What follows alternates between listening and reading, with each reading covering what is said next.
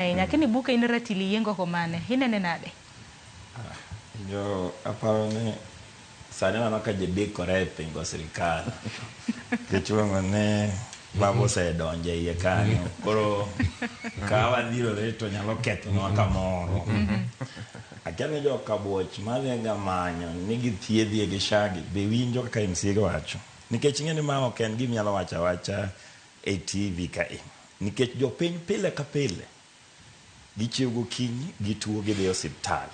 Ka gidhi osiptal system ok ti. Giduogo dala gi liel. Liel ma giduogo dala ne ng'amonego japiny. Nikech ginta gidhi manyo thieth, ka gidhi manyo ang'ono tho. Koro kwanyalo wacho ne jopiny ni SHA nitie gi problem, lakini problem go ginyigo nikech jo moko gi jo siasa ka tuo tok gidhi ka SHA gi shigo kata ndalo mane nitie NHIF ok gidhi e osiptande mag ji giwegi man malo mokalo mondo githiedhre yo makare. Koro e weche mag makosa mar sirkal ma ng'ato nyalo lale ngimane ok en gima onego bed ni wakawo lightly. Koro gima wacho ni onge ranyisi ma wacho ni ka koro Boaz Okinda wacho ni ne kwalo NHIF. Shato kwal unu satimo audit e SHA no. SHA ni en mar ng'a? Nikech SHA miluongo ni Social Health Authority ni gari ma deliver SHA ni dongen mar ji giwegi. But National Health Insurance Fund was a national health insurance in right with the Constitution. But Constitution wacho kama. Kechi wacho machike. Ni ng'ata e piny mar Kenya kae onego bedi ni nitie gi ratiro mar manyo thieth kendo manyo thieth manyangafu. Ok wach ni kati dhie private mar ji giwegi kati dhie mar public onego bedi ni yudo thieth yo maber. Gimomiyo ne wayiero Kir masani koro wakwedo miluongo ni Ruto ni en ni wadwaro ni omiwa thieth maber. Boaz joka buoch yudo thieth maber. Adwana penji. Jogem yudo thieth maber. Linga mondi. Koro gima linga mondi. Dongi penja. Joka buoch bende winjo. Madwa penji bende. Soremo. Nyocha sirkal mar SHA oro pesni ne public hospitals including hospitals e Kabuoch. Sirkal no oro pesa no ka joka buoch ko dhi thiedhegi. Ingeni this populism politics. Koro. Aya wote kanena Boaz Monde. Angeni literally tabro wacha.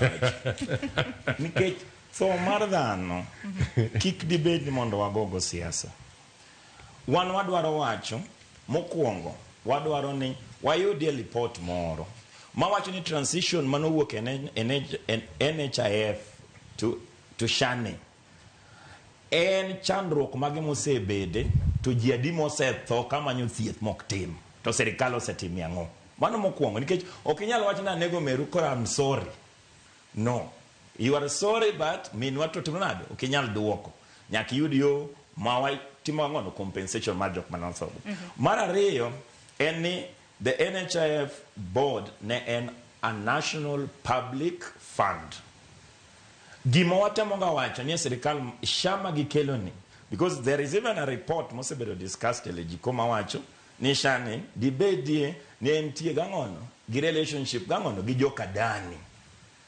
Ni okinyal kelo ji giwegi mondo los pesa e weche mar chiwo thieth e yo makare. Koro mondo wan wang'e kata SHA tiyo kata SHA ok ti. Ok en wacha japuonj. Wan wadwaro ni kwa dhi osiptal to wase chudo othiedho wadhi dala. To buka kapoka kata kinda gi Boaz loso. Mana matino makama kapinyo kamano. Koro wach mar osiptende mabende koro da male sena nikech gopene to de wachano. Osiptal mag ji giwegi iwinjo. Mokwongo osiptal mag ji giwegi en jaohala. Jaohala ok ichuno ni ang' ni usna nikech sirkal wacho ni usna. Nikech kiwacho ni idwaro dhi osiptal mar ji giwegi en ni dhi osiptal mar ng'ama dwaro hala. Kibiro tang'is na uso ni Panadol in gi pesa imiya pesa timo nade anyiewo. Koro e weche mag sirkal ma ji giwegi kak sirkal nigi gopgi oyo sirkal ochulgi nikech onge ja NHIF ma imiyo thieth kapok otimo nade kapok ochulo.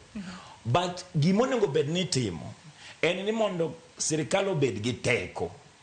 Onego bed ni sirkal loso kar thieth mar sirkal mondo bed competitive gi mar thieth mar ang'ono mar ji giwegi. Emomiyo sama jaod MCA dhi nyuol to dhi ang'ono e private to jaod mar jo kabuoch to dhi kune. Pero kama na okinda penjo mane manintira yodo. Ma is a leader of a political party in Kenya, right? Ko wuoyo Sharon to jogem ke anicha ungelwene. Onengo winyi to ere solution mimiyowa ero rach, right? Gino buogo jopiny.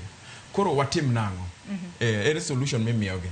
Iwacho ne japiny ngat moyo osiptende mondo thieth japiny ni bogom mondo japiny otho. Ngine jogem winji kaka gombo ne gitabu. Kichaki wacho ne gini rach. Solution en mane?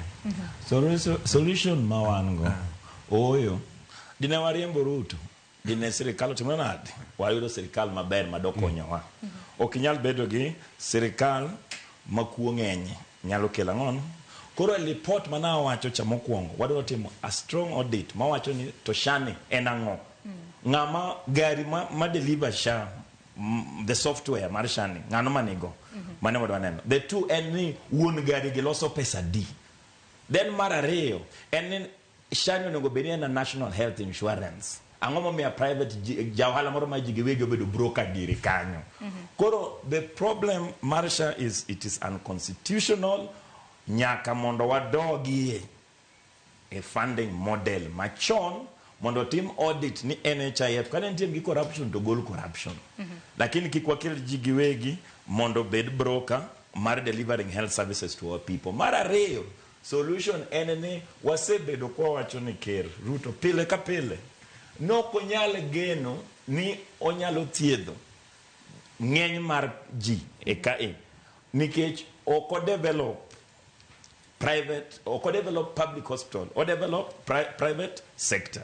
Kata sani kidhi hospital kata obed na level 4 level 5 county hospitals ibodo nitie gi private wing giangono gi public wing. So the main solution mwawacho ne as recommended by the union mag daktachi en ni wadwaro ni mondo sirkal masani kata wang'eyo ni ok ginyal timo lakini kwayo ma wan go ni pesa odhi e yore mag thieth to odhi e thieth e ute thieth mag sirkal. To gimed ndiko ang'ono daktachi mondo dhi ang'ono kuno. Lakini gope ma gin go mag ji giwegi gine mani gi kelo gope go. Ne gin gi ratiro margi mondo kik gi approve. Donge NHIF no approve ni ji othiedhi.